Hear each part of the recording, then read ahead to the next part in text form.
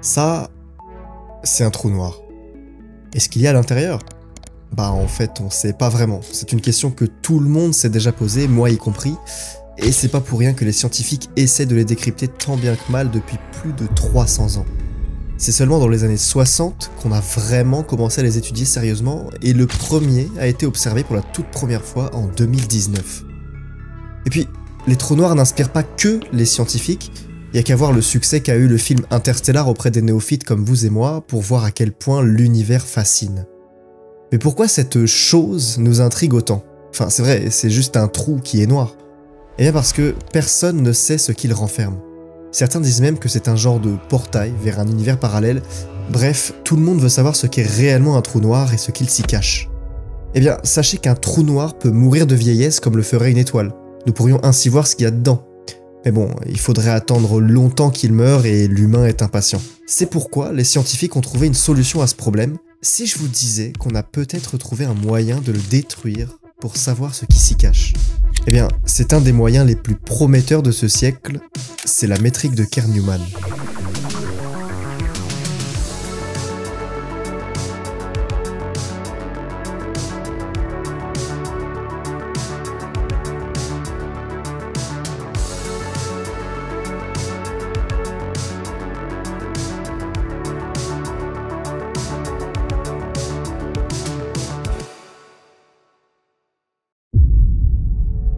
Mais bon, avant de s'intéresser à cette métrique, il faut d'abord comprendre comment un trou noir peut mourir naturellement. Cette théorie, selon laquelle un trou noir meurt petit à petit, a été découverte par le célèbre expert en trous noirs Stephen Hawking en 1974, et porte d'ailleurs son nom, c'est le rayonnement de Hawking. Pour comprendre ce que c'est, on va devoir s'intéresser au monde de l'infiniment petit. Vous savez, lorsque deux particules réelles, comme des électrons par exemple, interagissent entre elles, il se passe quelque chose d'assez étrange. Deux autres particules surgissent de nulle part, puis disparaissent directement après. On les appelle les particules virtuelles. Leur rôle est tout simplement d'agir comme un genre de passerelle pour que l'interaction entre les deux particules réelles ait lieu. Une fois l'interaction terminée, les particules virtuelles disparaissent en se compensant, parce que ce que je ne vous ai pas dit, c'est que ces deux particules virtuelles sont comme opposées. L'une possède une énergie positive et l'autre une énergie négative, ce qui leur permet bien de se compenser à la fin pour disparaître. Contrairement aux particules réelles qui, elles, ont une énergie uniquement positive. C'est ça qui fait qu'elles sont réelles, justement. Maintenant, si je vous disais que les particules virtuelles peuvent aussi apparaître sans l'aide de particules réelles. En fait, l'univers n'est jamais vide à 100%. Je m'explique. Même à l'endroit le plus vide de l'univers, il se passe des choses à toute petite échelle. Et parmi ces choses, nous avons des particules virtuelles qui apparaissent par paires, comme ça, toutes seules. C'est-à-dire qu'elles apparaissent sans forcément qu'il y ait une interaction entre deux particules réelles. Ces apparitions soudaines de particules virtuelles ont un nom. On appelle ça la fluctuation quantique du vide. C'est stylé. Et imaginez, comme ça, par hasard, qu'il y a une fluctuation quantique du vide pile poil sur le bord d'un trou noir.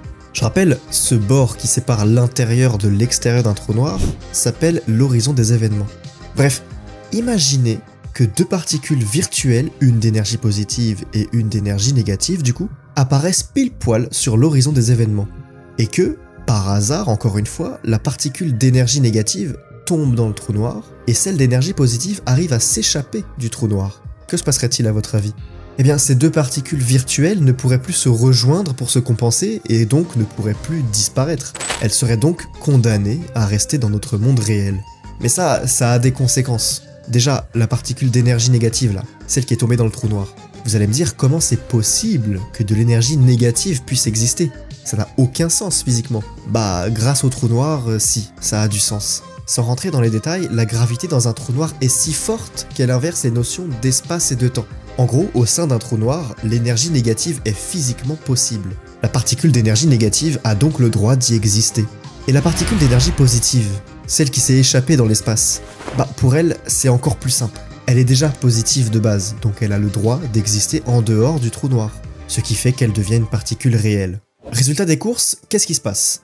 Le trou noir mange de l'énergie négative, ce qui lui fait perdre de l'énergie à lui, diminuer en masse et donc au final, diminuer en taille.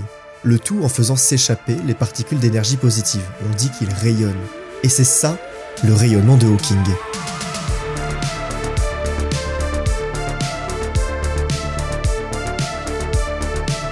Bon bah super, on a juste à attendre sans rien faire qu'un trou noir rayonne et hop, on pourra enfin découvrir ce qu'il y a à l'intérieur. Non, oubliez cette idée parce que déjà, de 1, ce n'est pour l'instant qu'une théorie, hein. Le rayonnement de Hawking n'a encore jamais été observé, et puis de 2, c'est un processus extrêmement lent. J'insiste à ce point-là parce que je pense que vous vous rendez pas compte de la lenteur du truc. Dites-vous qu'il faudrait attendre au moins 1 suivi de centaines de zéros années pour qu'un trou noir s'évapore entièrement. Et pourquoi c'est aussi lent? Bah regardez, c'est comme si je vous demandais de gagner au loto 1 milliard de fois. Intuitivement, vous vous doutez bien que ça pourrait prendre tellement de temps que vous seriez même plus en vie. Bah c'est pareil pour le rayonnement de Hawking. Il faudrait déjà qu'on ait la chance que 2 particules virtuelles apparaissent pile poil sur l'horizon des événements, et ensuite il faudrait aussi avoir la chance que la particule négative tombe dans le trou noir et que l'autre particule positive s'en échappe. Et tout ce processus devrait arriver non pas une seule fois, mais un nombre incalculable de fois. Oui, parce que un trou noir, c'est immense. Prenez par exemple Sagittarius A étoile, le trou noir au centre de notre galaxie. Bah ça mesure plus de 20 millions de kilomètres de diamètre.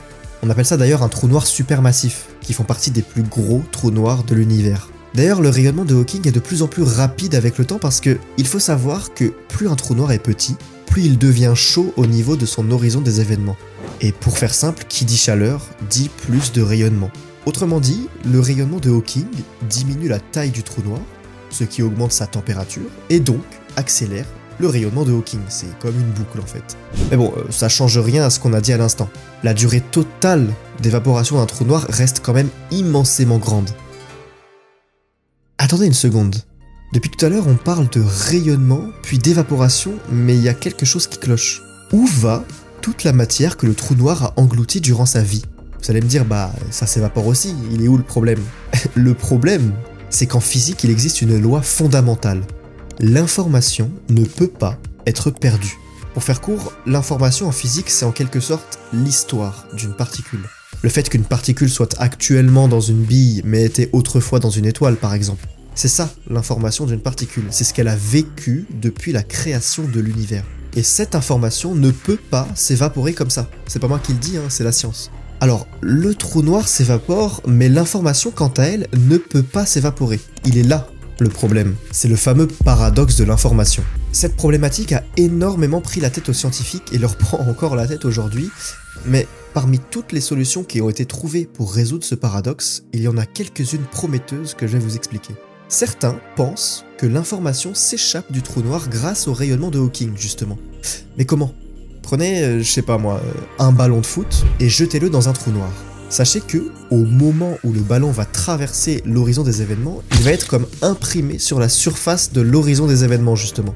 C'est le principe holographique. Holographique parce que le ballon est un objet en 3 dimensions qui est représenté par une image en 2 dimensions sur l'horizon des événements. C'est la définition d'hologramme. Le vrai ballon, quant à lui, va poursuivre sa course vers le centre du trou noir, la singularité, sans se rendre compte qu'il a aussi été imprimé en 2D sur l'horizon des événements. C'est comme si vous preniez un caillou, que vous le peigniez avec un colorant rouge et que vous le jetiez dans l'eau. Le caillou va poursuivre sa course vers le fond de l'eau, mais à la surface, il restera une tache rouge, vous êtes d'accord? Il y a une autre manière de le voir. Vous savez, un trou noir déforme l'espace, mais il déforme aussi le temps. C'est-à-dire que si vous vous dirigez vers un trou noir, vous allez voir le temps de l'univers tout entier accélérer de plus en plus vite. En d'autres termes, vous serez témoin de la fin de l'univers carrément.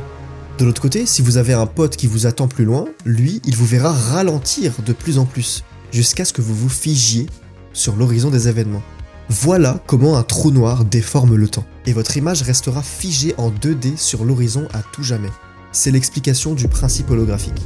Bref, revenons sur notre ballon de foot. Je disais donc qu'il a été imprimé sur l'horizon des événements grâce au principe holographique. Eh bien, les petites particules d'énergie positive que le trou noir émet grâce au rayonnement de Hawking, elles vont emprunter un peu de l'image du ballon de foot qui a été imprimée sur l'horizon. Puis, elles vont partir comme ça dans l'espace avec un peu d'information du ballon de foot. C'est comme ça que le trou noir peut s'évaporer sans détruire l'information qu'il a avalée. Bon, ça, c'était la première théorie pour résoudre le paradoxe de l'information. Il en existe une autre qui relève un peu plus de la science-fiction, mais qui pourrait être bien réelle. C'est la théorie du multivers. En gros, cette théorie dit qu'il existerait une infinité d'autres univers que le nôtre, plus ou moins différents.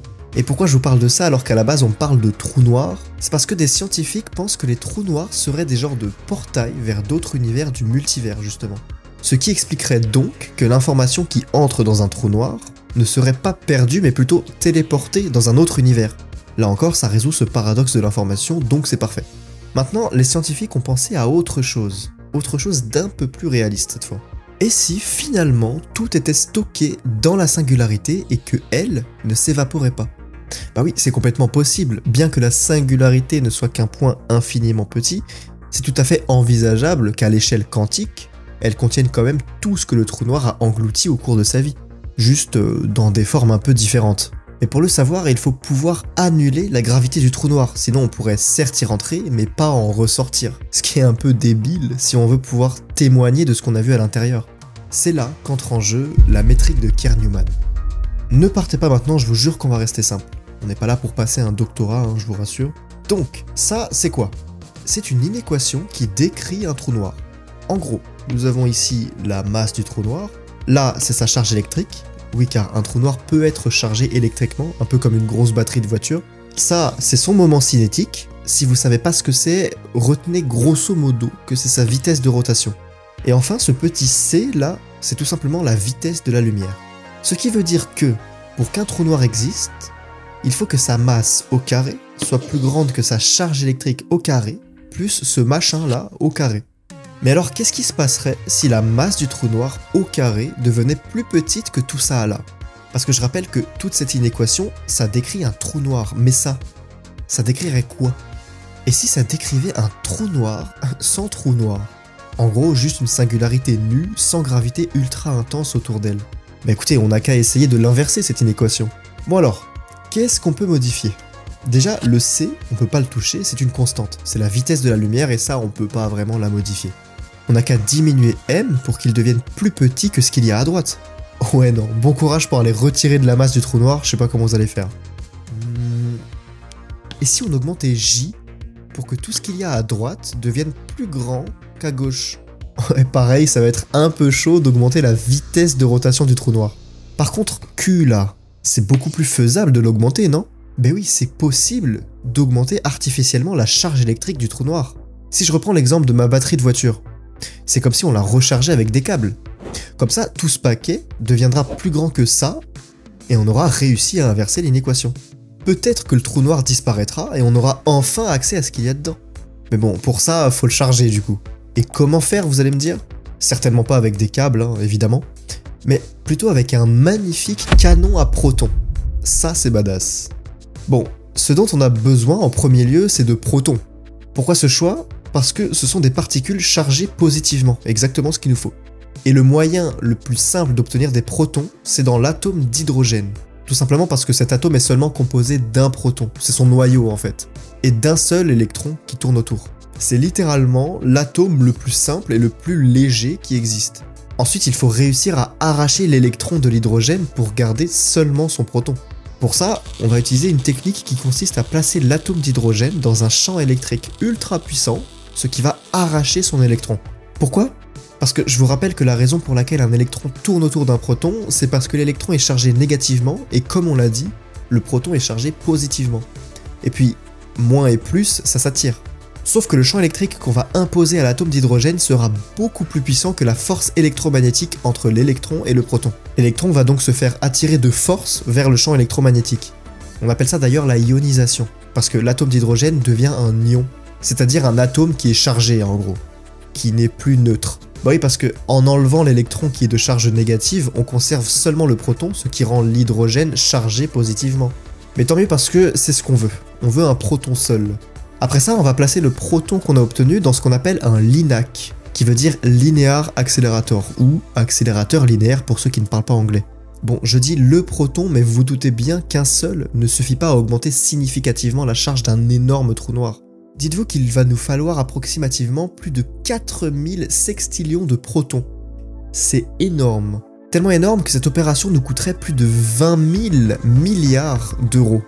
Et en comparaison, vous voyez le LHC, le plus grand accélérateur de particules de plus de 27 km de long, bah ça a seulement coûté 4 milliards d'euros. Malgré tout, je pense que découvrir l'intérieur d'un trou noir vaut largement ces 20 000 milliards d'euros. Enfin bref, il reste plus qu'à orienter le LINAC vers le trou noir et boum, on tire. Ce qui va envoyer toute cette quantité colossale de protons à très grande vitesse en plein dans le trou noir. Mais bon, il y a quand même des chances que cette opération échoue. Certains disent que ça servirait à rien parce que le trou noir reviendrait à son état normal. En fait, il absorberait les électrons qui sont de charge négative présents dans l'espace autour de lui pour compenser tous les protons qu'on lui enverrait. Évidemment, tout ça, ce ne sont pour l'instant que des théories, rien n'a encore jamais été testé, mais toutes les découvertes ont d'abord été théorisées. Peut-être que dans un avenir proche, nous aurons enfin la réponse à un des plus gros mystères de l'univers.